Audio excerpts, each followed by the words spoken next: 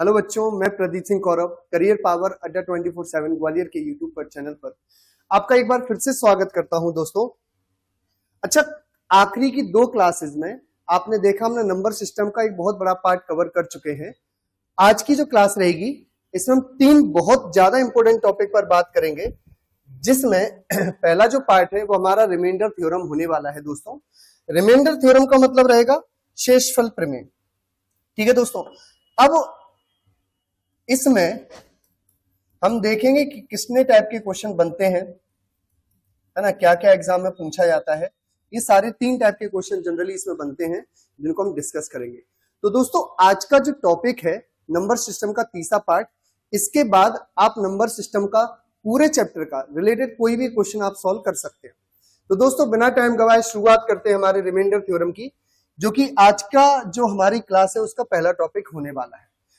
दोस्तों, नाम से ही समझ पा रहे हैं कि जो शेषफल प्रमेय यानी ये बताना चाह रहा है कि शेषफल जब भी हम किसी संख्या में किसी संख्या से भाग देते हैं तो जो शेषफल यानी रिमाइंडर है ये कैसे बचते हैं, इसमें क्वेश्चन किस तरह से पूछे आते हैं, उन पर हम डिस्कस करते हैं दोस्तों। तो दोस्तों, पहले जो क्वेश्चन है वो लॉन्ग डिवीजन मेथड पर बेस्ड पूछे जाते हैं। लॉन्ग डिवीजन मेथड पर बेस्ड क्वेश्चन होते हैं। लॉन्ग डिवीजन मेथड का मतलब सामान्यतः हम जो समझते हैं वो होता है लंबी भाग विधि।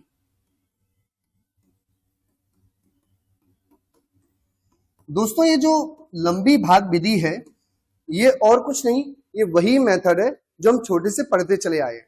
आप समझते हैं सभी लोग कि अगर मैं किसी संख्या p से किसी संख्या q में डिवाइड करता हूं, जहां s टाइम डिवाइड जाता है, s बार भाग जाता है और शेषफल हमें r प्राप्त हो जाता है, ये जो मेथड है इसको ही हम लॉन्ग डिवीजन मेथड यानी लंबी भाग विधि के नाम से जानते हैं। दोस्तों, इसमें आप ये समझते थे कि जिस संख्या से हम भाग देते हैं, जिस संख्या से भाग देते हैं उसको हम भाजक यानी डिवाइजर कहा करते थे दोस्तों। ये क्या होगा? भाजक। और जिस संख्या में भाग दिया जाता है उसको हम बोलते हैं भाज्य। और जितनी बार भाग चला जाता है उसको हम बोलते थे भागफल यानी क्वोशंट। और जो अंत में एक्स्ट्रा बचता था यानी शेषफल बचता था, जिसको हम रिमाइंडर के नेम से जानते हैं। तो जो आखिरी बात इसमें होती है जो हमें समझनी है वो है शेषफल। तो दोस्तों, अगर मैं आपसे बोलूं कि हमें ये डेटा दिया गया है जिसमें ये बोल रहा है कि P भाजक है, S भागफल है, R शेषफल है, तो जो भाज्य है ये कैसे ज्ञात करोगे? तो इसके लिए आपको एक फॉर्मूला पता होना चाहिए जिसको हम छोटे में यूज करते थे। क्या था तो फॉर्मूला दोस्तों? तो भाज्य बराबर होता है भाजक गुणा भागफल प्लस शेषफल। इसको मैं यहीं प्लस लगा दे रहा हूं, उसके बाद शेषफल ही लिखा हुआ था। तो दोस्तों, ये एक फॉर्मूला है जिसका उपयोग करके हम आसानी से क्वेश्चन सॉल्व करते थे। यानी इंग्लिश में भी लिख दे रहा हूं, भाज्य का मतलब होता था डिविडेंड। हम कैसे फाइंड करते थे डिविडेंड? तो इसका फॉर्मूला होगा दोस्तों डिवाइजर, जिससे भाग दे रहे हैं वो, इनटू क्वोशंट प्लस रिमाइंडर। इस फॉर्मूले का उपयोग करते हुए हम कई टाइप के क्वेश्चन सॉल्व करते थे। आइए दोस्तों, हम सीधे पहुंचते हैं क्वेश्चन पर और देखते हैं कि इस फॉर्मूले का यूज करके हम कैसे क्वेश्चन सॉल्व करते हैं। तो दोस्तों देखिए जरा, ये जो पहला क्वेश्चन आपके सामने लिखा हुआ है इसका थोड़ा ध्यान से पढ़िए और समझते हैं क्वेश्चन को सॉल्व करने का तरीका क्या रहेगा। तो देखिए, क्वेश्चन लिखा हुआ है, एक संख्या को 78 से भाग देने पर। दोस्तों देखिए, अगर 78 से भाग देना है तो जिस संख्या से भाग दिया जाता है वो हमारी भाजक होती है। यानी ये समझ पाए कि अगर 78 से भाग दे रहे हो तो यहां पर 78 आ जाएगा, मतलब भाजक के स्थान पर। अब भागफल 280 मिलता है तो भागफल क्या यहां पर नहीं लिखा जाएगा दोस्तों? तो यहां पर आ गया 280। उसके बाद शेषफल कितना मिलता है? शेषफल 0 मिलता है, यानी शेषफल क्या मिल जाएगा? 0। अच्छा, अगर मैं यही क्वेश्चन को पॉज करके आपसे पूछना चाहूं, बताओ दोस्तों वो नंबर क्या होगा? तो आप तुरंत बोलोगे कि ये जो भाजक और भागफल है यानी डिवाइजर और क्वोशंट है, इनका मल्टीप्लाई करके शेषफल यानी रिमाइंडर जोड़ दीजिए। तो क्या संख्या 78 इंटू 280 प्लस 0 नहीं होगी दोस्तों? ये वो संख्या है जिसके बारे में हम लोग बात कर रहे हैं। समझ पाए दोस्तों यहां तक कि नहीं? अब देखो, शेषफल 0 है तो लिखो या नहीं लिखो इससे में कोई अंतर नहीं पड़ेगा, इससे तो मैं 0 हटा देता हूं। अब देखिए दोस्तों, तो आगे बढ़ते हैं। शेषफल 0 प्राप्त होता है, यदि उसी संख्या को 65 से भाग दिया जाए तो शेषफल क्या होगा। तो पहले आपने वो संख्या बनाई और यदि यही वो संख्या है जिसमें हमें 65 से भाग देना है तो आप बताइए 65 से भाग देंगे तो शेषफल कितना बचेगा। तो दोस्तों हम चेक करते हैं, क्या ये संख्या 13 से 5 बार कट जाएगी, तो यहाँ 13 से 6 बार कट जाएगा, 13 6 78। अच्छा 5 से क्या ये पूरी तरीके से नहीं कट जा रही है, कितनी बार कटेगा, कितनी बार भाग जाएगा, इससे कोई मतलब नहीं। आप तो दोस्तों बताइए कि शेषफल क्या बचेगा। तो आप समझ पा रहे हैं कि 65 से ये संख्या पूरी तरीके से कट चुकी है, और पूरी तरीके से कट चुकी है का मतलब शेषफल कितना होगा दोस्तों, 0। यही इस क्वेश्चन का आंसर था। तो दोस्तों जो लॉन्ग डिवीजन मेथड है यानी लंबी भाग विधि है, उसका उपयोग करके आप इस टाइप का कोई भी क्वेश्चन मिलेगा आप आसानी से सॉल्व करते हैं। अब दोस्तों इसी में ही बहुत माइनर सा चेंज हो जाता है, बहुत छोटा सा क्वेश्चन अगर चेंज कर दिया जाए तो आप देखेंगे क्वेश्चन का पूरा सेंस चेंज हो जाएगा। आप देखिए ना, अगर ये बोला गया है किसी संख्या को 55 से भाग देने पर, तो आप फिर से देखोगे कि हम 55 से भाग दे रहे हैं किसी संख्या में, तो मान लेते हैं वो संख्या p है। अभी थोड़ी देर के लिए भाग देने पर 28 शेषफल प्राप्त होता है। तो कितनी बार भाग गया है यानी भागफल हमें नहीं पता है, तो यहां पे कोई भी वैल्यू नहीं दी गई, लेकिन ये बोला गया है कि शेषफल 28 है। तो बोला गया उसी संख्या को 11 से भाग देने पर शेषफल क्या होगा।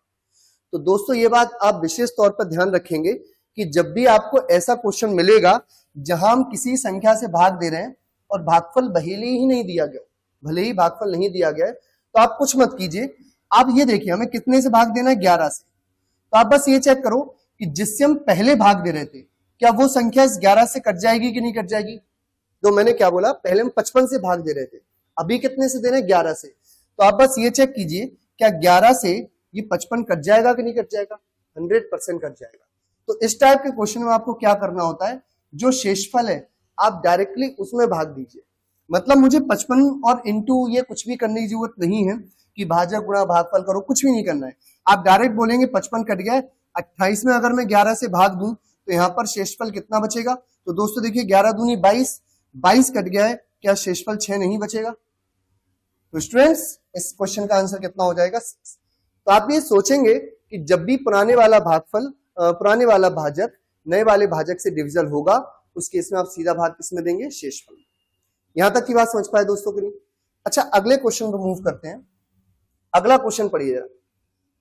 अब ये जो तीसरा क्वेश्चन है ये आप देखिए घातों के रूप में गिवन है। आपसे ये बोला गया है कि 7 की पावर 35 है, इसमें अगर 342 से भाग दिया जाए तो शेषफल क्या बचेगा।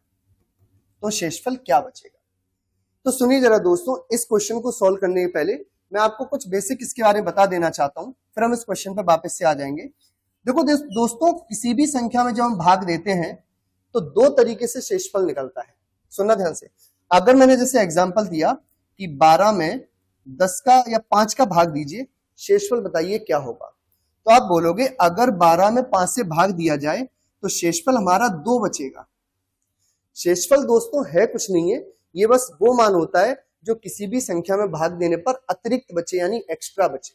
तो आप बोलोगे कि 12 में से 10 पूरी तरह कट जाता, ये 2 एक्स्ट्रा है, तो जो मान एक्स्ट्रा होता है यानी अतिरिक्त होता है वही शेषफल होता है। अब दोस्तों इस बात पर आप थोड़ा गौर कीजिए, जब मैं ये बोल रहा था कि 12 में 5 का भाग देने पर 2 शेषफल बचेगा, तो आप ये नहीं बोलेंगे कि सर हमें ऐसा भी तो लग रहा है कि अगर कहीं यहाँ 3 और होता, इसमें 3 और होता तो ये 15 बच जाता, और 15 में क्या 5 से भाग नहीं दिया जा सकता था। समझ पा रहे हैं मैं क्या बोलना चाह रहा हूं। तो मैं ये बोलना चाह रहा था इस एग्जाम्पल के थ्रू कि अगर आप किसी संख्या में भाग देते हो तो जो प्लस में आपका रिमाइंडर बचा है यानी शेषफल, उसके अलावा एक नेगेटिव यानी ऋणात्मक भी शेषफल बचता है। इसका मतलब क्या होगा कि एक्स्ट्रा है। मैं ये भी बोल सकता हूं कि भैया इसके आगे 12 के अंदर आगे 15 पूरी तरीके से कट जाता, तो आप बोल देते इसका मतलब 3 की कमी है अभी हमारे पास। दोस्तों देखिए मैं एक एग्जांपल और लेता हूं, आप समझिए मैं इस बात को थोड़ा क्यों फोकस कर रहा हूं उस चीज पे। जैसे मान लीजिए मैंने बोला कि 7 में 5 से भाग दीजिए, तो आप क्या बोलेंगे कि 7 में 5 से भाग देंगे तो यहां पर शेषफल 2 बचेगा। तो इस +2 का मतलब क्या हुआ, ये एक्स्ट्रा है। तो क्या हम ये नहीं बोल सकते कि अगर 7 के आगे 10 देखोगे तो 5 से कट जाएगा। तो ये भी तो बोला जा सकता है कि दोस्तों यहाँ 3 की कमी है, और 3 की कमी का मतलब आपका नेगेटिव में भी रिमाइंडर बच सकता है। अब इनका यूज कहां करते हैं वो मैं आगे क्वेश्चन में बताऊंगा। तो पहली चीज तो ये कि रिमाइंडर में हमने ये समझा कि किसी संख्या से भाग देते हैं तो शेषफल क्या क्या हो सकता है। अब अगली चीज पे आते हैं दोस्तों, ये पावर्स वाले क्वेश्चन के बारे में थोड़ा आपको बताता हूं। आप देखिए जरा, अगर मान लीजिए किसी भी संख्या की घात में, सुनना ध्यान से, कोई भी हमें एक संख्या दी गई, उसकी घात में कोई भी एक दूसरी संख्या लिखी हो और हम किसी अन्य संख्या c से भाग दे रहे हैं। मैंने क्या बोला, आपको कोई एक संख्या दी गई, कोई एक नंबर गिवन है जिसकी पावर में कोई भी दुनिया का कोई भी नंबर गिवन हो, कोई मतलब नहीं।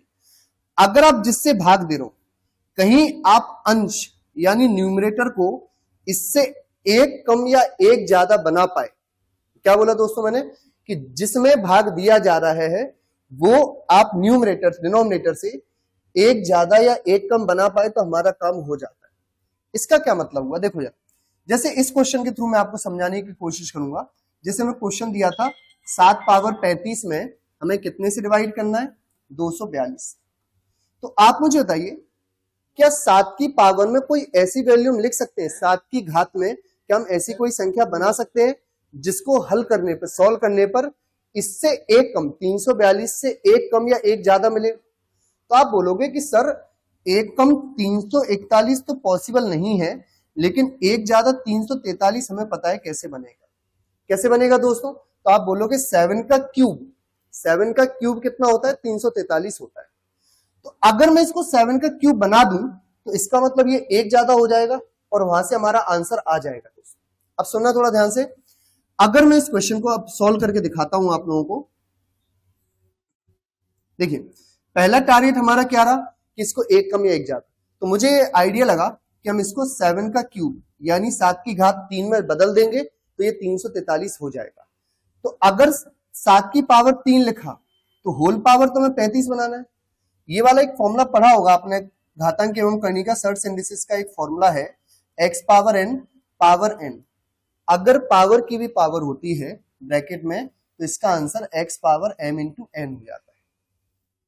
तो अब मैं ये चाह रहा हूं कि अगर आपने 7 की घात 3 लिख दिया है तो यहां इस प्लेस पे बताइए कितनी ऐसी घात लिख दी जाए कि इन दोनों का गुणा होकर 35 आ जाए। आप बोलोगे सर ऐसी कोई भी संख्या भी संभव नहीं है कि मैं 3 में गुणा करूं और 35 हो जाए। हाँ, लेकिन इसके पास में आप बोलोगे कहीं अगर ये 33 होता, कहीं अगर ये 33 होता तो हम 3 की घात 11 लिख देते कि नहीं लिख देते? तो आप ये समझ पाए कि यहां पर जो पावर यानी घात दी गई है 2 एक्स्ट्रा है। तो आप एक काम कीजिए, जो भी एक्स्ट्रा पावर है उसको पहले से अलग कर लीजिए। अब मैं फिर से क्वेश्चन पे आता हूं, इसको थोड़ा ध्यान देंगे दोस्तों। मैंने क्या बोला कि इस क्वेश्चन में जो कि हमें 7 की पावर 35 दिया गया था, इसमें हमें 342 से भाग देना है। हमें पता चल गया कि 3 लिखना है यहाँ पर 7 की घात में। तो मैं एक काम करता हूं, 33 तो हो जाता, 33 से हम 3 से 33 बना लेते, 2 एक्स्ट्रा था तो इसमें बाहर लिख देता हूं। क्या ये बात समझ पाए दोस्तों के लिए? अब हमारा काम बन जाएगा। अब आप डायरेक्टली देखिए, 7 की घात 33 है तो क्या इसको मैं ऐसा लिख दूं, 7 की घात 3 और होल पावर में, होल घात में कितना आ जाएगा, 11। अब आप देखिए, इसी फॉर्मूला का यूज करके क्या हम 33 लिख सकते हैं? बिल्कुल करेक्ट बात है। और यहां 7 का स्क्वायर कितना बचेगा, 49। तो जब भी आप अंश को हर से एक कम या एक ज्यादा बनाना चाह रहे हो और घात ऐसी दी गई हो जो 100% डिविजल नहीं है, 100% भाज्य नहीं है, तो उस केस में आप जो भी शेषफल रहा होगा यहाँ पर, जैसे 7 की घात 3 से हमें चाहिए था, 3 का भाग देंगे तो 2 शेषफल बच गया था, तो 2 हमने अलग कर लिया, अब तो कट जाएगी ना, तो यही हमें चाहिए था। अब आप देखिए 7 का क्यूब कितना हो जाएगा दोस्तों, 7 का क्यूब हो गया 343 और इसकी घात 11 इंटू 49 अपॉन 343। सॉरी, यहां पर 342 था दोस्तों।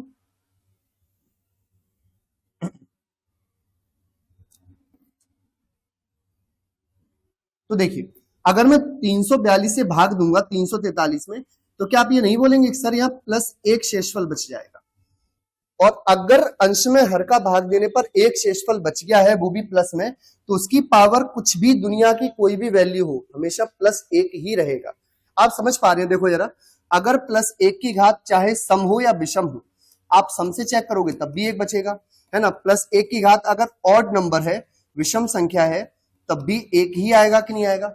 ये आपको प्लस 1 के केस में ध्यान कुछ भी नहीं रखना। आप बोलोगे कि प्लस 1 शेषफल बचा है, जो भी रहेगा 1 ही आएगा।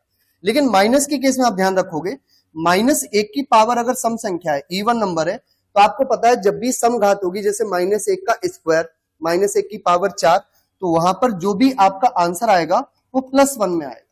और अगर -1 पावर विषम है, ऑड है, जैसे -1 की पावर -1 पावर 1, -1 पावर 3, तो उस केस में आपका आंसर क्या आएगा? -1। तो दोस्तों देखिए ना, यहां पर हमारा शेषफल 1 बच गया था, ये तो कट गया पूरा, इसके में कोई जरूरत नहीं है। अब आप 49 में भाग दीजिए, 49 तो भाग जाते ही नहीं है, क्यों? क्योंकि अगर कहीं भी आपका अंश हर से छोटी वैल्यू आ गई है, अंश अगर हर से छोटा हो गया, इसका मतलब भाग नहीं दिया जा सकता, तो यही हमारा शेषफल होगा। तो 49 में 342 से भाग नहीं दिया जा सकता, इसका मतलब यहाँ पे 49 ही शेषफल है। तो आप बताइए, बीच में गुणा का साइन था, तो क्या हमारा आंसर +1 × 49 यानी 49 नहीं आ जाएगा दोस्तों? तो यही हमारा आंसर है। तो इस क्वेश्चन का आंसर क्या हो पाया दोस्तों? 49। इस क्वेश्चन को आप एक बार रिपीट करके फिर से देखिए, वीडियो को थोड़ा पीछे ले जाकर फिर से प्ले करके देखिए, तो आपको ये 100% क्लियर हो जाएगी बात। यहां मैंने दो चीजें डिस्कस की हैं, एक +1 -1 वाली बात, और दूसरी जब इस केस में हमें सॉल्व करना पड़ता है, पावर की भी पावर दी गई हो, घातों की घात दी गई हो, तो उस केस को हम कैसे सॉल्व करेंगे। तो आई थिंक यहां तक की बात आप समझ पाएंगे दोस्तों। इसका स्क्रीनशॉट ले लीजिए, हम आगे बढ़ते हैं। अगले क्वेश्चन पे थोड़ा गौर कीजिए।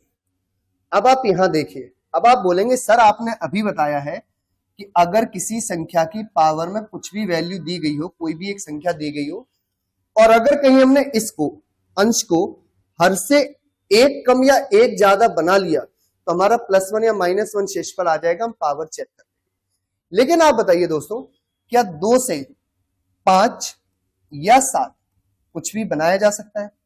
आप बोलोगे 2 की पावर हम कितनी भी लिख दें, 2 की पावर 2 लिखोगे 4 आ जाएगा, 2 की पावर 3 लिखोगे 8 आ जाएगा, लेकिन हमें दिया गया 7 और यहां पर 5, तो इसका मतलब हम 5 या 7 दोनों ही नहीं बना सकते हैं 2 को लेकर। तो अब यहां मैं आपको शॉर्ट अप्रोच एक बताता हूं कि इस टाइप का क्वेश्चन, खासकर जब अपॉन में 6 दिया गया हो, उस प्रकार के क्वेश्चन को कैसे सॉल्व करेंगे। देखिए दोस्तों, अब इस क्वेश्चन की बात कर लेते हैं। मैंने क्या बोला कि जब भी किसी भी संख्या के लिए अपॉन में 6 दिया जाएगा, तो उसको हमें इतना सोचने की जरूरत नहीं है। आपको छोटी सी एक बात ध्यान रखनी है, मैं आपको इसके लिए थोड़ा डिस्कस करता हूं इस चीज पर। देखो, अगर 2 की घात 1 है और हम 6 से भाग देंगे, तो आप बताइए शेषफल यानी रिमाइंडर कितना आएगा? आप बोलोगे 2 शेषफल आएगा। सुनना दोस्तों ध्यान से, क्यों? क्योंकि 2 की घात 1 करोगे तो 2 ही रहेगा, और 2 में 6 से भाग जाएगा नहीं, तो शेषफल 2। अच्छा, अगर 2 का स्क्वायर करूंगा और 6 से भाग दूंगा, तब शेषफल कितना आएगा? तो आप बोलोगे 2 का स्क्वायर 4 होता है, और 4 भी 6 से विभाजित नहीं हो सकता, इसका मतलब यहां शेषफल 4 आया। मैं और एक एग्जांपल देता हूं। अगर मैंने ये बोला कि 2 का क्यूब है, 2 की पावर 3 है, और 6 से भाग दे रहा हूं, शेषफल बताइए क्या होगा? तो दोस्तों, आप जैसे 2 का क्यूब करोगे तो 8 आ जाएगा, और 6 से भाग दोगे तो क्या यहां पर शेषफल 2 नहीं आएगा? भाई 8 में अगर 6 से भाग दोगे तो एक बार 6 कम 6, शेषफल कितना बचेगा? 2। यही रिमाइंडर होगा कि नहीं होगा?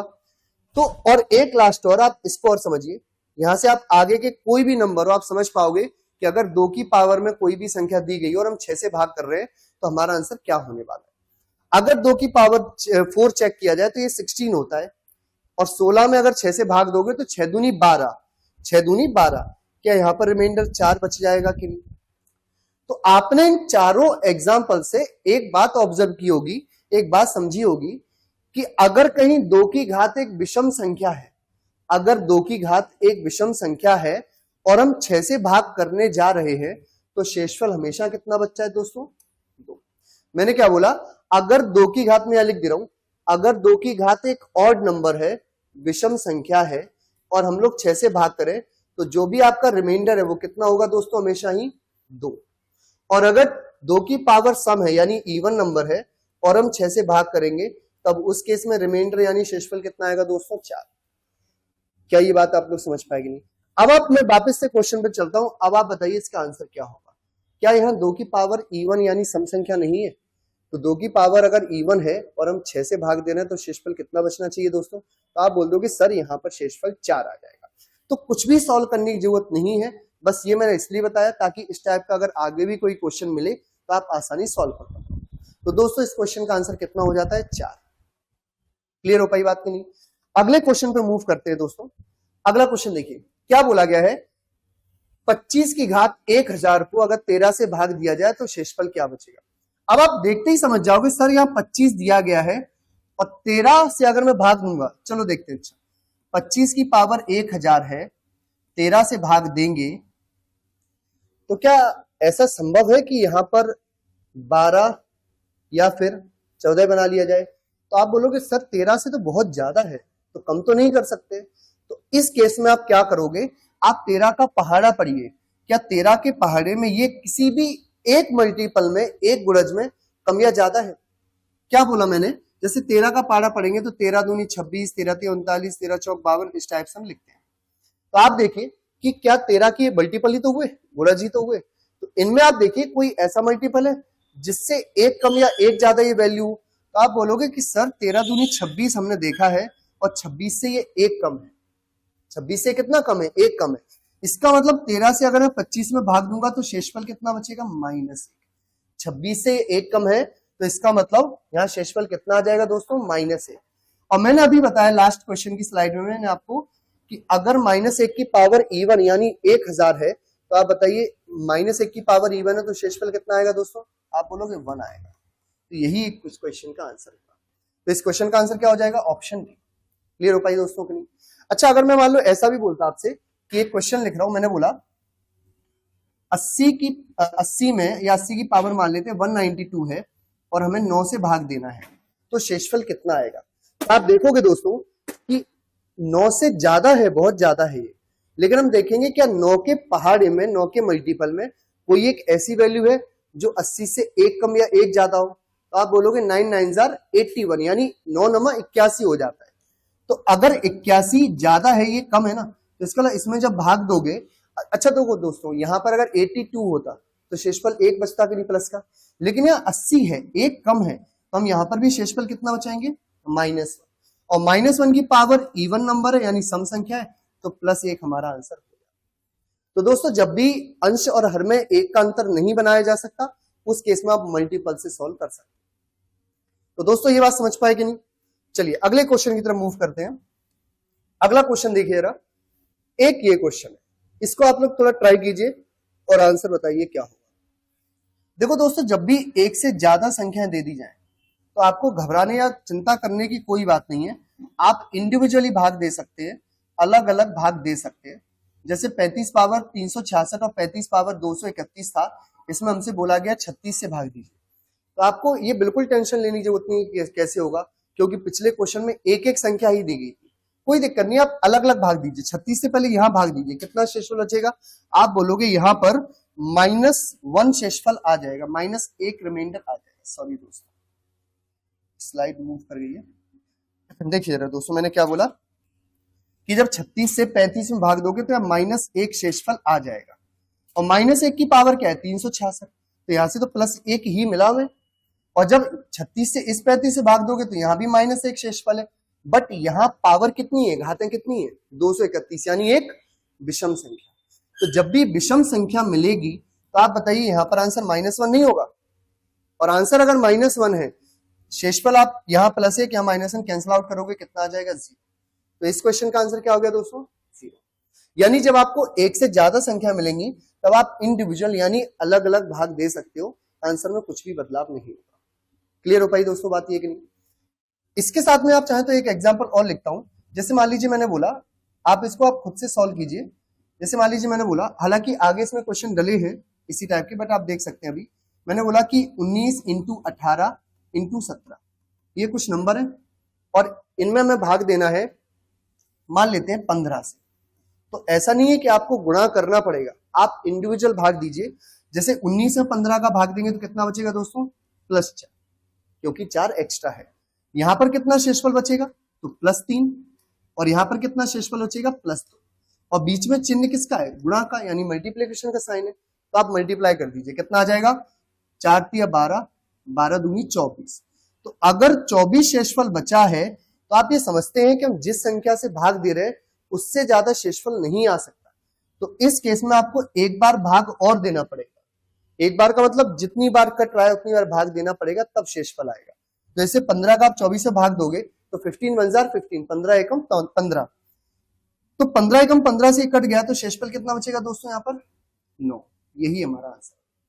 तो ये मेरा बताने का रीजन बस ये था कि अगर बहुत सारी संख्या भी पेयर में आती हैं तो आप इंडिविजुअली अलग अलग भाग दे सकते हो, आंसर में कुछ ही बदलाव नहीं होगा दोस्तों। चलिए अगले क्वेश्चन की तरफ मूव करते हैं। ये लीजिए, ये आ गया आपके सामने क्वेश्चन। अब आप बताइए इसका आंसर क्या होगा। मैं लिख दे रहा हूं आपके सामने question. 85 into 87 into 89 into 91 into 95 into 96 divided by 100। ये क्वेश्चन आपके सामने लिखा हुआ है, आंसर बताना। अब ये तो आप समझ गए कि हम इंडिविजुअल यानी अलग अलग संख्याओं में भाग दे सकते हैं, यानी 100 का भाग यहां भी, यहां भी, यहां सभी जगह अलग अलग दिया जा सकता है। लेकिन आप ये सोच लो सर ये तो बहुत बड़ी वैल्यू आएंगी, क्यों? जैसे 85 में भाग दिया 100 का, तो क्या कटेगी संख्या? नहीं कटेगी, क्योंकि 85 में भाग नहीं आता तो क्या 85 ही शेषफल लिख दूं? नहीं दोस्तों, मैंने आपको अभी पिछली बार में बताया था कि आप शेषफल दो तरीके से बताओगे, या तो प्लस वाले में या फिर माइनस वाले में, जो भी क्लोजेस्ट रहेगा यानी जो भी पास में रहेगा। तो देखो अगर मैं ये बोल सकता था कि 100 में अगर 85 से 85 में अगर 100 से भाग देना है तो 85 शेषफल बचेगा या फिर -15। यहां भाग दोगे तो -13, यहां भाग दोगे -11, यहां भाग देंगे -9, यहां भाग दोगे -5 और यहां भाग देंगे तो -4। अभी भी आप बोलोगे गुरुजी मजा नहीं आया, क्यों? क्योंकि अभी भी इनका गुणा इतना बड़ा है कि हम सॉल्व करेंगे तो शाम हो जाएगी। तो सुनिए दोस्तों, इस टाइप के क्वेश्चन को सॉल्व करने की अप्रोच क्या रहेगी, क्योंकि हर एक टाइप में अलग अलग क्वेश्चन है, तो मैं चाहता हूं कि भले एक टाइप का एक या दो ही क्वेश्चन हो, लेकिन मैक्सिमम टाइप आप लोग कवर कर पाए। जितने ज्यादा संभव हो उतने ज्यादा क्वेश्चन मैं आपको टाइप के बताता हूँ। देखो दोस्तों, जब भी इस टाइप का क्वेश्चन मिलेगा, आप समझ पा रहे हो कि शेषफल बहुत ज्यादा आ रहा है, तो आप ये ढूंढिए, जैसे यहाँ 100 है, ये 2 से कट सकती है, 5 से कट सकती है, 10 से कट सकती है। यहां ढूंढिए क्या कोई ऐसी संख्या है जो कि इन्हीं से कटती हो, 2 से, 5 से, 10 से। तो आप देखोगे जैसे ये एक संख्या है, ये 5 से कट जाएगी कि नहीं दोस्तों? 5 से कट जाएगी, तो आप भाग दे दीजिए। जैसे 5 से मैं इसको काट देता हूँ, 17 5 जार 85, 17 5 85, तो 5 से इसको भी काट देता हूँ, कितना आ जाएगा दोस्तों? 20। क्या अभी लग रहा है कोई और संख्या भी कट जाएगी? तो आप बोल रहे हो ये भी कट जाएगी। 5 से कितनी बार कट जाएगी? 19 बार, और 5 से कट जाएगी 4 बार। हो गया हमारा काम। अब आप थोड़ा ध्यान से देखना दोस्तों, जैसे आपने लिखा, अच्छा जितने का भाग दे रहे वो लिख दीजिए। हमने भाग कितने से दिया था? पहले 5 से दिया है और फिर से भी 5 से दिया, मतलब 5 का 2 बार भाग दिया है। अब जब भी अगर रिमाइंडर आपका लास्ट में जो भी आएगा, इनको सॉल्व करने के बाद जो भी लास्ट में शेषफल आएगा, तो आपने जितने से भाग दिया है, जैसे हमने 25 से भाग दिया है, तो आपको 25 का गुणा भी करना पड़ेगा। क्यों दोस्तों? अभी तो हमने 4 बना लिया, क्या यहाँ पे 4 दिया गया था? नहीं, आप बोलोगे ओरिजिनल क्वेश्चन में 100 दिया गया था, तो वापस से हमें 100 बनाने के लिए कितने से गुणा करना पड़ेगा? जितने का आपने भाग दिया। तो भाग अगर हमने 25 का दिया है, 5 से पहले और 5 से बाद में, तो अगर 25 से भाग दिया है तो जो भी आपका शेषफल आ जाएगा वहां भी आपको 25 से गुणा करना पड़ेगा दोस्तों। लेकिन जैसे इस क्वेश्चन को आप सॉल्व करने गए, यहां शेषफल जैसे मैं बता दे रहा हूं, 4 का भाग दोगे, यहाँ +1 शेषफल आ जाएगा, यहाँ क्या आ जाएगा? +1 शेषफल आ जाएगा। यहां भाग दोगे 87 में, 88 तक कट जाता तो -1 शेषफल यहाँ है, यहाँ 88 से +1 शेषफल है, यहाँ देखो -1, क्यों? क्योंकि 92 पूरी तरह कट जाता है। यहाँ 19 है तो 20, 4 पंजे 20, 20 कट जाता तो यहाँ -1। लेकिन जैसे आप 96 पहुंचे, आपने बोला सर ये तो पूरी तरह से कट रहा है, 96 4 से पूरी तरह कट रहा है, तो अगर पूरी तरह कट रहा है तो शेषफल कितना आएगा? 0, और एक बार 0 आ गया तो पूरा 0। बात समझ पा रहे हैं दोस्तों? तो प्रोसेस मैंने आपको इसलिए बताई, डायरेक्टली नहीं बताया कि आप 5 से चेक करोगे 100% कट जाएगा। स्टार्टिंग में ही कर लेते, देख के क्वेश्चन हम यही लिख देते कि अगर इसके अपोनेंट 100 लिखोगे तो 5 से ये भी डिविजल, ये दोनों नंबर 5 से कट जाते है ना, 25 यानी 4 से, और 4 से ये कट जाता, शेषफल 0 आता।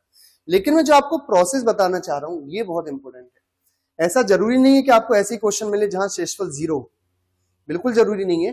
100% ऐसा क्वेश्चन मिलने के चांसेज है जहां कुछ ना कुछ शेषफल बचेगा।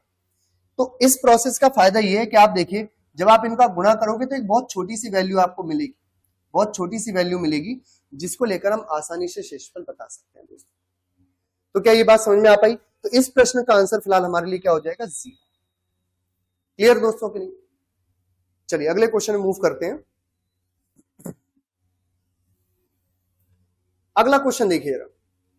अब इस क्वेश्चन को आप लोग अपने लेवल पर सॉल्व करेंगे, ये क्वेश्चन मैं आपके लिए छोड़ रहा हूं। अगर इनमें हमें 17 से भाग देना है तो 17 से आप देखोगे यहां कितना शेषफल बचेगा, यहां कितना, यहां कितना, आप अलग अलग भाग देंगे और जो भी आंसर बचेगा वो देखेंगे क्या 17 से बड़ा तो नहीं है, उनका गुणनफल अगर बड़ा होगा तो आप फिर से भाग दोगे, और अगर 17 से छोटी वैल्यू आ जाएगी तो वही हमारा आंसर। तो दोस्तों इस टाइप का क्वेश्चन आप सॉल्व कीजिए इसको। मैं अगला क्वेश्चन बताने की कोशिश करता हूं, ये देखिए। अब जो हम रिमाइंडर थ्योरम पढ़ रहे हैं शेषफल में, उसमें अगले प्रकार के क्वेश्चन ये हैं। इसमें क्या होता है देखिए जरा, थोड़ा ध्यान से पढ़ते हैं। जब किसी संख्या को क्रमशः 3, 4 व 7 से विभाजित किया जाता है तो शेषफल 2, 3, 5 प्राप्त होता है। अगर उसी संख्या को 84 से भाग दिया जाए तो शेषफल क्या होगा? दोस्तों जब ये क्वेश्चन मिलता है ना, इसको हम एक्चुअली बोलते क्या है, सक्सेसिव डिवीजन। सक्सेसिव डिवीजन को हिंदी में सामान्यतः हम क्या बोलेंगे? क्रमागत भाग। क्रमागत भाग। क्रमागत भाग का मतलब हुआ कि जब भी आप किसी संख्या में कुछ अलग अलग संख्याओं से भाग दे रहे हैं तो जो लगातार भागफल मिलेंगे उनको ही भाग करना है। जैसे मैं इसका एग्जांपल बता देता हूं आप लोगों को, देखिए जरा। अगर जैसे मान लो मैंने ये बोला आपसे, मैं आपसे ये बोलूं कि 70 में आप 15 और 6 का क्रमागत भाग दीजिए, है ना। अब सॉल्व करते हैं। देखो जैसे मैं 70 में 15 से भाग दूंगा, कितनी बार चला जाएगा दोस्तों? आप बोलोगे 15 चौके 60, यानी 4 बार चला जाएगा। तो 15 से जब 70 में भाग दिया तो ये क्या मिला हमें? 4 भागफल ही तो हुआ। तो अगर क्रमागत भागफल का क्वेश्चन है, यानी क्रमागत भाग का क्वेश्चन है, तो जो भी भागफल मिला है उसमें ही अगली संख्या यानी 6 से भाग दिया जाएगा। और नहीं जाएगा, भाग जा ही नहीं रहा है, तो भाग नहीं जा रहा है, इसका मतलब भागफल क्या आएगा? 0। यहां भागफल क्या आएगा? 0। तो क्रमागत का मतलब ये हुआ कि एक ही संख्या में लगातार भाग देते हैं ना, जो भी भागफल आएगा। अब सॉल्व करने का तरीका क्या होता है, लिखा कैसे आता है, ये आपको बताता हूं कि हम वो संख्या कैसे निकालेंगे और सॉल्व करने की अप्रोच क्या रहेगी। देखो यार दोस्तों, अब वो ये बोल रहा है किसी संख्या को क्रमशः 3, 4, 7 से भाग दिया जाता है, तो मैं इसको फैक्टर के फॉर्म में लिख लेता हूं। देखो पहले हम 3 से भाग देंगे, फिर 4 से भाग देंगे और फिर 7 से। अब सुनना थोड़ा दोस्तों, 3 से जब यहां कोई संख्या रही होगी, इसमें हम 3 से भाग देंगे तो यहां पर भागफल मिलेगा कि नहीं मिलेगा? 3 के रिस्पेक्ट में। और फिर इस भागफल में 4 का भाग दिया जाएगा, फिर यहां कुछ दूसरा भागफल मिलेगा और इस भागफल में 7 का भाग दिया जाएगा, तब यहां भागफल मिलेगा। यहां तो हम भागफल लिखेंगे और यहां इस साइड क्या लिखेंगे? यहां लिखा जाएगा शेषफल, कि जब हम 3 से भाग देंगे तो कुछ शेषफल बच सकता है। जैसे अभी एग्जांपल में 70 में 15 का भाग दे रहे थे, तो आपने बोला 15 चौके 60, तो शेषफल कितना बच गया? 10, तो हमको यहां लिखेंगे। जब 4 से भाग दोगे तो शेषफल 4 के लिए यहां आएगा, 7 से भाग दोगे तो शेषफल यहां आएगा 7 के लिए, मतलब जिस संख्या का भाग दे रहा हूं उसके लिए शेषफल उसके सामने रहेगा। तो अब मैं बताता हूं ये संख्या कैसे निकाली जाए। देखिएगा जरा दोस्तों उसको ध्यान से। जब भी आप किसी संख्याओं से क्रमागत भाग दे रहे हो और हमें शेषफल दिए जाए, शेषफल क्या दिए गए थे? 2, 3 और 5। तो ये आप समझ पा रहे हो कि 7 से हम 4 के भागफल में भाग देंगे तो यहां कुछ भागफल आया होगा। अब ये भागफल आप अपने मन से 0 मान लीजिए दोस्तों। मैंने क्या बोला कि ये वाला भागफल जो 7 के लिए भागफल होगा वो आप 0 मान लीजिए, फिर हम डायरेक्टली नंबर पे पहुंचेंगे। देखो जरा, 7 से मान लेते हैं भागफल 0 आया, तो 7 के ऊपर भागफल क्या रहा होगा? तो कुछ नहीं करना आपको दोस्तों, 7 के लिए भागफल 0, तो आप इनका गुणा कीजिए, ये जोड़ दीजिए। लेफ्ट वाले नंबर से गुणा करना है, राइट वाले नंबर से जोड़ना है। तो देखो 7 का 0 मल्टीप्लाई किया 0, 0 प्लस 5 5, फिर 4 का गुणा करेंगे 5 में और 3 को जोड़ देंगे, तो 4 पंजे 20, 20 और 3 23, फिर 23 का भाग देंगे 3 में, सॉरी 23 का गुणा करेंगे 3 में, कितना आ जाएगा? 69, यानी 69, 69 में 2 जोड़ देंगे तो कितना आ जाएगा? 71। तो ऐसा नहीं है कि आप यहाँ कुछ और नहीं मान सकते, आप जो चाहे वो मान सकते हैं, लेकिन सबसे छोटी कैलकुलेशन या आसान जो कैलकुलेशन होगी वो 0 से मिल जाएगी। तो दोस्तों जिस संख्या की हम बात कर रहे हैं इस क्वेश्चन में, वो संख्या में कितनी मिल गई? 71। तो हमसे बोल रहा था कि जब उसी संख्या को 84 से भाग दिया जाए तो शेषफल कितना होगा। तो आप बताइए क्या यहाँ 71 में 84 से भाग दिया जा सकता है?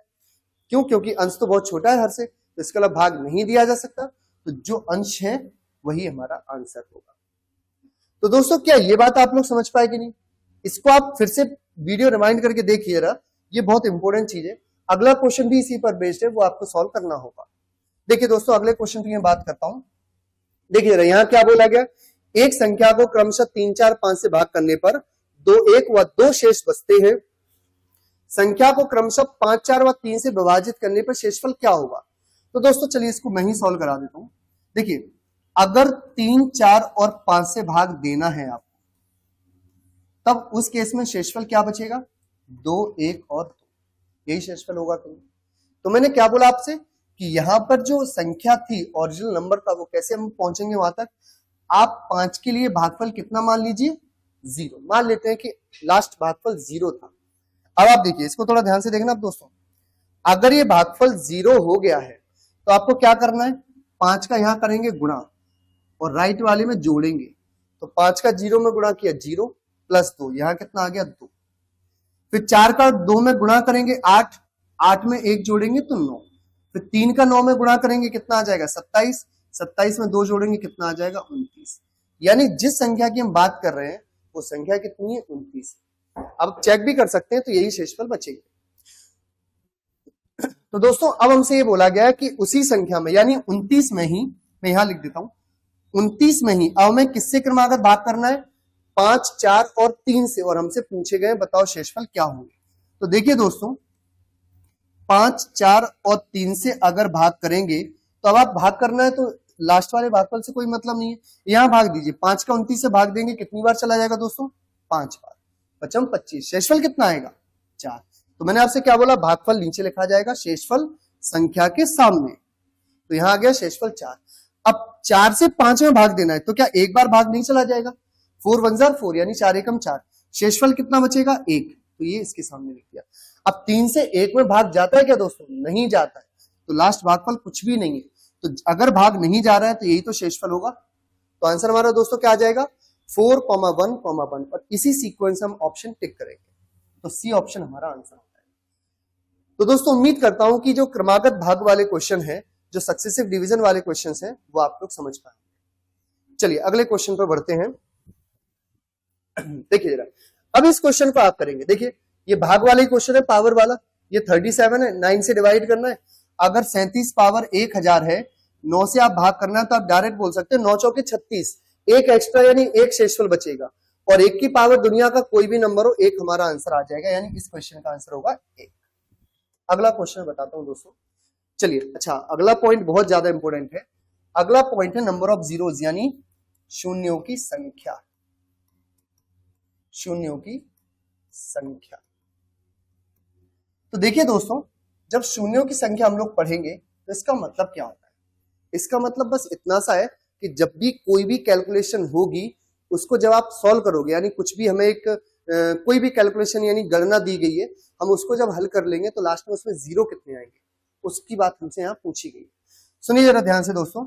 जैसे एक मैंने एग्जांपल लिखा, मैंने आपसे बोला बताइए 14 × 28 को सॉल्व करेंगे, शेषफल में जो भी आंसर आएगा उसमें जीरोस कितने होंगे। तो आप बोलोगे सर जीरो का पहले सेंस बताइए, थोड़ा ये बताइए जीरो कब बचता है, किस हालत में आएगा, क्या क्या कंडीशन रहेंगी, तो इस पर हम थोड़ी बात करते हैं। फिर आप देखते ही क्वेश्चन आंसर दे दोगे सर इसमें इतने जीरो है, और सॉल्व करने का तरीका ही बताऊंगा। देखो जीरो का मतलब हमारे लिए 10, 100, 1000 इनसे ही होने वाला है। जैसे मान लीजिए मैंने लिखा 2400, इसमें कितने जीरो है? 2 जीरो। मैंने लिखा 36000, इसमें कितने जीरो है? 3 जीरो। तो ये 3 जीरो आए कब होंगे? अब मुद्दे की बात पर आते हैं दोस्तों, तो सुनिए ध्यान से। जब भी जीरो यानी 10 के लिए, मैं 10 के रिस्पेक्ट में बताता हूं, जब भी जीरो बताना हो तो आप ये बोलोगे सर जीरो के जब हम फैक्टर करेंगे, जीरो के फैक्टर का मतलब 10 के जब हम गुणनखंड करेंगे तो 10 को हम 2 × 5 लिख सकते हैं कि नहीं।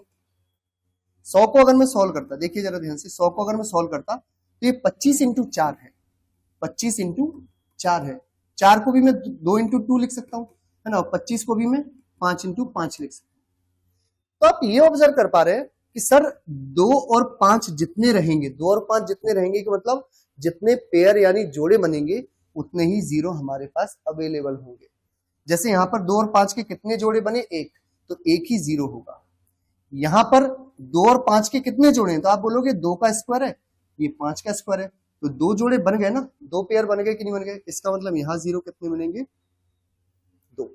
अब अगर मैं डायरेक्टली आपसे पूछूं कि पिछले वाले क्वेश्चन में बताइए इसमें जीरो कितने होंगे, मान लो मैंने एक नंबर लिखा, ये मैंने बोला बताओ जीरो कितने होंगे, तो आप बोलोगे सर इसमें भी दो है, इसमें भी दो है, इसमें बहुत सारे दो है, लेकिन पांच कहाँ है, तो अगर पांच नहीं है तो जीरो नहीं बनेगा। भाई मैंने क्या बोला, जितने पेयर बनेंगे उतने जीरो। अगर आपके पास किसी कैलकुलेशन में ऐसा लिखा हुआ है 2 की पावर 20 इंटू 5 पावर 1, तो आप बताइए यहाँ पर शून्य यानी जीरो कितने बनेंगे, तो आप बोलोगे सर दो भले ही 20 बार दिए गए, पांच एक ही बार है, तो हम पेयर तो एक ही बना पाएंगे ना, पेयर तो एक ही बन पाएगा ना, तो जितने पेयर उतने हमारे पास जीरो। तो यहाँ कितने पेयर बन पाए, एक जोड़ा बन पाया तो एक जीरो। दोस्तों क्या ये बात समझ पाए कि नहीं? तो हम बस हमारी निगाहें क्या ढूंढेंगे, हमारी निगाहें ये ढूंढेंगे कि 2 और 5 के पेयर कितने बन रहे हैं। भले ही 2 हमारे लाखों में होते, 5 एक भी नहीं है तो जीरो नहीं बनेगा। सेम अगर 5 हमारे बहुत सारे दिए गए, 2 नहीं है तो जीरो नहीं बनेगा। तो 0 और 5 उसी केस में बनेगा जब हमारे पास जीरो उसी केस में बनेगा जब हमारे पास 2 और 5 के पेयर बन जाएंगे। क्या ये बात समझ पाए दोस्तों के नहीं? अब देखिए जरा, फैक्टोरियल एक वर्ड होता है यानी क्रम गुणन। इसका मतलब क्या होता है, इससे आपको जीरो बहुत ज्यादा पूछने के चांसेस रहते हैं। सुनिए थोड़ा ध्यान से दोस्तों, फैक्टोरियल यानी क्रम गुणन का मतलब होता है कि जिस संख्या की आप बात कर रहे हो, जिस संख्या के फैक्टोरियल की बात कर रहे हो, एक से लेकर, जो प्राकृतिक संख्याएं एक से लेकर उस संख्या तक के जितने भी नंबर्स होंगे उन सभी का प्रोडक्ट यानी गुणनफल। जैसे मैंने बोला 5 फैक्टोरियल, तो आप बोलोगे 5 फैक्टोरियल का मतलब क्या हो गया, एक से शुरू करते हुए, एक से जो संख्या दी गई है वहां तक के अंकों या संख्याओं का गुणनफल। बात समझ पा रहे हैं दोस्तों के लिए? फैक्टोरियल से रिलेटेड क्वेश्चन हमसे बहुत ज्यादा पूछे जाते हैं। अच्छा ये बताइए, अगर मैं ऐसा लिख दूं 1 इंटू 2 इंटू 3 इंटू 4 ऐसा दिया गया, मैं क्रम से गुणा दिए गए कहां तक, मान लेते हैं 96 तक, तो क्या आप इस क्वेश्चन को डायरेक्टली नहीं बोल सकते देखकर कि सर ये कैलकुलेशन है कुछ नहीं है, सिर्फ 96 का फैक्टोरियल है यानी 96 का क्रम गुणन है। भाई 96 का क्रम गुणन का मतलब यही तो हो गया 1 से 96 तक गुणनफल। तो अगर मैं उल्टा भी पूछूं तो भी आप बता सकते हो। तो अगर फैक्टोरियल में हमसे पूछा जाएगा किसी भी संख्या के फैक्टोरियल में कि नंबर ऑफ जीरो क्या होंगे या कितने होंगे, तो वो निकालने का तरीका मैं आपको बताता हूं। देखिए दोस्तों, आप देखिए अभी जो मैंने एग्जांपल लिखा था, एक बार मैं इसमें फिर से रिपीट कर रहा हूं। देखिए जैसे 96 का फैक्टोरियल था, आप देखोगे इसमें 2 हर एक दूसरे नंबर में है, यहाँ 5 होगा, उसके बाद 6 में भी 2 आएगा, 7 को छोड़कर 8 में भी 2 होगा, 9 को छोड़कर 10 में भी 2 होगा, 12 में 14 में, मतलब हर एक दूसरे नंबर में आपको 2 मिल जाएगा। लेकिन 5 लेने के लिए आपको हर 5वें नंबर तक का इंतजार करना पड़ेगा। तो आप क्या बोलोगे, सर इस टाइप के क्वेश्चन में 2 तो बहुत बार आएंगे, 5 कम रहेंगे। तो अगर 5 कम रहेंगे तो मैं 2 क्यों फाइंड करूं, पेयर बताना है तो मैं 2 का कितनी पावर है क्यों पता लगाऊंगा, मैं डायरेक्ट ये बोलूंगा ना, आप तो ये देख लो 5 कितने हैं, जितने 5 उतने जीरो। जैसे मान लीजिए मैंने बोला कि ये फैक्टोरियल है, जैसे मान लीजिए मैंने बोला 5 फैक्टोरियल, आप बताइए इसमें कितने जीरो आएंगे, हमें नहीं पता वैल्यू कितनी होती है क्या होता है, लेकिन अगर नंबर ऑफ जीरो यानी शून्यों की संख्या पूछी गई है तो आप बोलोगे गुरुजी यहाँ भी 2 है, यहाँ भी 2 है, लेकिन 5 कितने हैं हमारे पास, 5 तो ले दे के एक ही, तो इसका मतलब इसका जो भी आंसर रहेगा उसमें एक ही जीरो आएगा। और 5 फैक्टोरियल की वैल्यू कितनी होती है दोस्तों, 120। तो फैक्टोरियल की टाइप के क्वेश्चन हम ऐसे सॉल्व करेंगे। चलिए दोस्तों, अभी मैं आपको इसको सॉल्व करने का तरीका बता दे रहा हूं। देखिए जैसे मान लो मैंने बोला कि 100 फैक्टोरियल में बताइए कितने जीरो हैं, 100 फैक्टोरियल में कितने शून्य हैं, तो आपको क्या करना है, सिर्फ 5 की पावर निकालनी है। 5 कितने आ जाएंगे उतने ही जीरो रहेंगे दोस्तों की नहीं। तो 5 कितने होंगे ये पता लगाने के लिए हम क्या करेंगे, जिस संख्या का फैक्टोरियल दिया गया है उसमें 5 से क्रमागत भाग करते जाइए, सक्सेसिव डिवाइड करते जाइए। जैसे मैंने पहले 5 से भाग दिया 100 में, कितनी बार जाएगा दोस्तों, 20 बार। फिर 20 में 5 से भाग दिया दोस्तों, कितनी बार जाएगा, 4 बार। अब नहीं जा रहा, क्या 5 से अब 4 में चला जाएगा, नहीं जाएगा। तो बस ये तो संख्या ही थी, इसको हमें नहीं चेक करना है। ये देखिए कितनी बचे, 24, इनको जोड़ दीजिए, यही जीरो होंगे। ये 5 नहीं, 5 तो होंगे ही, लेकिन पता है कि 2 तो बहुत ज्यादा है, तो हम 5 अगर 24 है, मतलब इस 100 फैक्टोरियल में 5 की पावर अधिकतम कितनी आ सकती है, 100 फैक्टोरियल में 5 की पावर अधिकतम कितनी आ सकती है, 24। इसका मतलब जीरो मैक्सिमम कितने होंगे 24। क्या ये बात समझ पाए दोस्तों कि नहीं? जैसे मान लीजिए मैं एक एग्जांपल और लेता हूं, मैंने बोला कि 160 फैक्टोरियल में बताइए जीरोस कितने हैं, तो आप बोलोगे 160 फैक्टोरियल में जितने 5 होंगे उतने ही जीरो होंगे, तो 5 से भाग देते हैं, 5 दिया 15, एक बचा 5 दूनी 10, फिर 5 से भाग देंगे, 5 6 30, 5 छक्का 30, अभी 5 से एक बार भाग और चला जाएगा। तो दोस्तों 160 तो नंबर दिया ही गया था, इसको नहीं देखेंगे, बाकी इसके आगे जितने भी नंबर बच गए सभी को जोड़ दो, यही हमारा आंसर होगा। तो जोड़ेंगे कितना आ जाएगा, 32 और 6 38 और 1 39, तो 39 ही क्या होंगे हमारे पास, जीरोज होंगे, यानी शून्यों की संख्या होगी। तो दोस्तों क्या फैक्टोरियल के क्वेश्चन आप सॉल्व करना समझ पाए कि नहीं? चलिए आगे हम एक क्वेश्चन लेते हैं, इसको आप सॉल्व करेंगे। जैसे ये क्वेश्चन है, आप बताइए 1 गुणा 3 गुणा 5 गुणा 7, इसमें शून्यों की संख्या कितनी है? अब सुनना ध्यान से, 1 से लेकर 99 तक क्या कहीं भी सम संख्या मिलेगी आपको, यानी 2 मिलेगा? तो आप बोलोगे सर इसमें 2 तो नहीं मिलेगा, क्यों? क्योंकि ये विषम संख्याओं का सीरीज है, यही होगी कि नहीं होगी? अब यहां एक्चुअली ऑप्शंस नहीं गिवन है दोस्तों, ये पहला क्वेश्चन है, ये पार्ट में थे ये क्वेश्चन, तो ये फर्स्ट पार्ट बोल सकते हो, ये सेकंड पार्ट है, ये थर्ड, ये फोर्थ। तो एक मैं कोई भी करा दे रहा हूं, आप बाकी तीनों चेक कर लो, ठीक है दोस्तों? तो देखो मैंने क्या बोला आपसे, जैसे ये है, ये आप एज अ प्रैक्टिस समझ सकते हैं, आंसर इनके कमेंट कीजिए, मैं आपको बताऊंगा सही आंसर क्या होगा। तो देखिए दोस्तों मैंने क्या बोला, 1 से 99 तक की विषम संख्याओं के गुणनफल दिए गए हैं या फिर मल्टीपल दिए गए हैं, तो इसमें कहीं भी 2 नहीं होगा, बट 5 कितने होंगे ये चेक कर लेते हैं। तो देखो दोस्तों 5 में एक 5 मिल जाएगा कि नहीं मिल जाएगा? 5 में एक 5 मिल जाएगा, इसके बाद 5 कहां आएगा, 10 तो है नहीं है, फिर 15, तो 15 में 5 कितने होंगे, एक भाई, क्योंकि 15 को 3 इंटू 5 ही तो लिखोगे, तो 15 में 5 कितने मिले, एक। मैं यहां लिख दे रहा हूं कितने 5 होंगे, डायरेक्ट यही लिखते हैं, यहां भी एक बार था 5, यहां भी एक बार है, अगली बार किसमें मिलेगा, 25 में। अब दोस्तों 25 में बताइए कितने 5 हैं, तो आप बोलोगे 5 का स्क्वायर है, 5 का वर्ग है, तो यहाँ पर 2 बार 5 मिल जाएगा कि नहीं मिल जाएगा? फिर 35 में देखोगे तो एक बार फिर से मिल जाएगा, क्यों? क्योंकि 7 5 35। इसके बाद 45 में एक बार मिल जाएगा, मैं यहां लिख दे रहा हूं 45 में एक बार, फिर इसके बाद 55 में एक बार, 65 में एक बार, 75 में एक बार, 85 में एक बार और 95 में एक बार, इतने ही 5 मिल पाए क्यों? इसको अल्टरनेट चेक करके भी हम चेक कर सकते हैं, डायरेक्टली आप बोल सकते हो 1 से 99 तक जब हमने विषम संख्याएं देखी हैं तो सिर्फ 25 ही एकमात्र ऐसी विषम संख्या है जिसमें 5 2 बार आएंगे और सब जगह एक ही एक आएगा। तो देखिए 5 15 25 35 45 आप डायरेक्टली चेक कर सकते हो, ये लिखने की जरूरत नहीं, बट अभी मैंने लिख दिए। तो 5 कितने मिले दोस्तों, 1 2 2 4 5 6 7 8 9 10 11। क्या इस कैलकुलेशन में 5 की पावर 11 नहीं होगा? और 2 कितने दिए गए, 2 दिए गए 13, तो आप बताइए पेयर कितने बन पाए, 11। इसका मतलब इसको जब हम सॉल्व करेंगे तो नंबर ऑफ जीरोस कितने होंगे दोस्तों, 11। बहुत बढ़िया, क्या यहां तक की बात समझ पाए आप दोस्तों के नहीं? चलिए अच्छा, ये जो तीनों पार्ट दिए गए सेकंड थर्ड और फोर्थ, ये आप ध्यान से देखिए, तो ये सभी 2 के मल्टीपल हैं, ये सभी 6 के मल्टीपल हैं और ये सभी 9 के मल्टीपल हैं। तो कोई भी एक क्वेश्चन मैं आपको बता देता हूं दोस्तों, बाकी अगले दोनों क्वेश्चन आप ही सॉल्व करें। तो ये वाला क्वेश्चन समझ पाए? चलिए इसको मैं हटा देता हूं यहां से, इसका कैलकुलेशन सॉल्यूशन। अगले क्वेश्चन में बढ़ते हैं। देखो दोस्तों जब हम इन तीनों क्वेश्चन की बात कर रहे हैं, चलो मैं कौन सा लेता हूं, ये वाला ले लेता हूं, ठीक है, बीच वाला, ऊपर नीचे वाले आप करेंगे। तो मैंने बोला ये 6 के मल्टीपल है, तो आप 6 कॉमन ले लो।